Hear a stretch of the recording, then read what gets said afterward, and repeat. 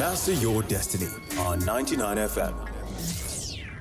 Welcome back to the MYD studio. Suta Kavari, we are delighted to have you back, not only in the MYD studio, but back on Namibian soil. Welcome. Wasn't that quite quite soon after I left?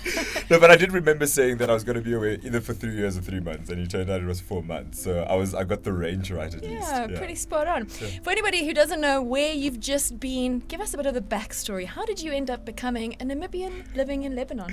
Yeah, it was quite interesting because I was an expat this time around, which is quite, and not like some sort of immigrant, so which is quite a nice title to have. Not the beginning of last year, but around September, October, I resigned my job and decided to go work on Syrian policy solutions in Lebanon. Obviously, I had a very romantic idea of what I was going to be doing. The whole idea of going to Lebanon was also about community and about helping people, in whichever way and however minuscule the impact was going to be. And then it was also a way of discovering what's out there, discovering how people interact, how people do things, and just how the rest of the world lives. And what was your take home in terms of community, in terms of lifestyle? What did you learn? The biggest thing that I learned was just the power of collective good. Collective, in terms of people getting together and finding solutions. What was the most inspiring is one of the projects that I worked on, which was around social entrepreneurship. And social entrepreneurship was a concept that I wasn't really aware of until I got to Lebanon and I saw the power that it has as a tool for sustainable development.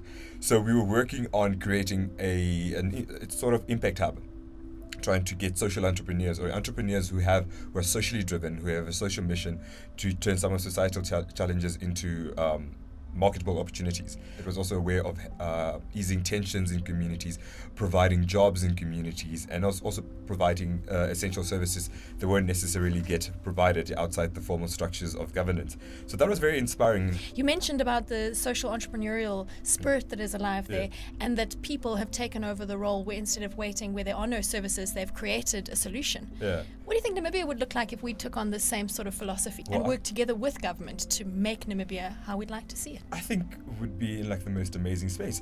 I think government plays a massive role, and I mean, being in Lebanon, I've gotten a better appreciation of our government and what we do. I mean, I think that's why I'm heading into government.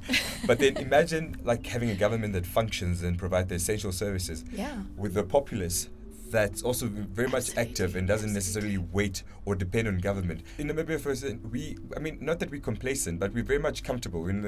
Everything works, so we don't want to make too much of a noise, and we only practice people power once every 5 years when we go voting.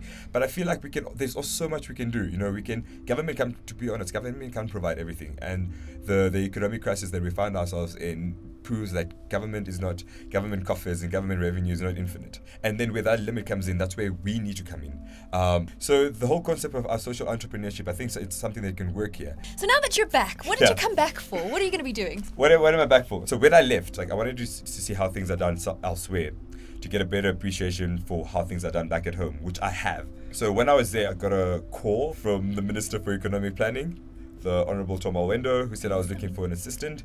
And I just thought that, hey, I want to be part of the solution.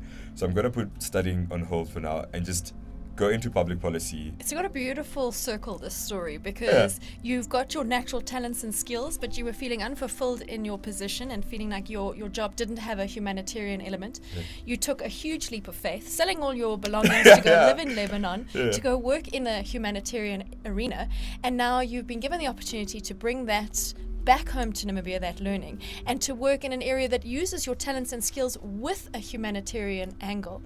It's really beautiful. What a beautiful circle. But isn't it just amazing when you just sort of you put yourself out there and you know what you want to achieve, and the universe is like this way of just making it happen. Thank you so much for coming to enlighten us. What a beautiful story that your life has just led in the last couple of months, and how beautiful that you're back to come and share some of your learnings with Namibia and Namibians. We really appreciate it. It's great to be back home. Absolutely beautiful. Thank you so much, Suta Kavari, for coming to enlighten us. It's been wonderful. Master your destiny on 99 FM.